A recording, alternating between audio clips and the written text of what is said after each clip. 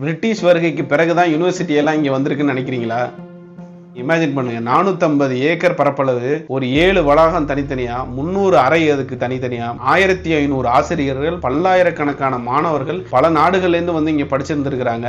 இது எல்லாம் எப்போ 1600 வருஷத்துக்கு முன்னாடியே இருந்திருக்கு நம்ம இந்தியால. கிபி 500களில் நாலந்தா பல்கலைக்கழகம் பீகார்ல நடந்துட்டு இருந்தது. பௌத்த மதத்தை தழுவிருந்த ஒரே காரணத்துக்காக 12ஆம் நூற்றாண்டுல கில்ஜியோட ஆட்கள் மொத்த பல்கலைக்கழகத்தையும் அடிக்கிறாங்க, சின்ன பின்னமாக்குறாங்க. அதுல இருந்த மொத்த 9 மில்லியன் ஓலைச்சுவடிகளையும் ஒன்னா போட்டு கொடுத்திருக்கிறாங்க.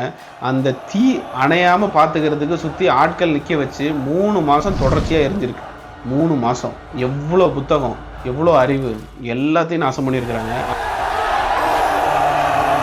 அதுல வேலை பார்த்த 1500 ஆசிரியர்களையும் ஓட விட்டு விரட்டி எல்லாருமே கொலை பண்ணியிருக்கிறாங்க.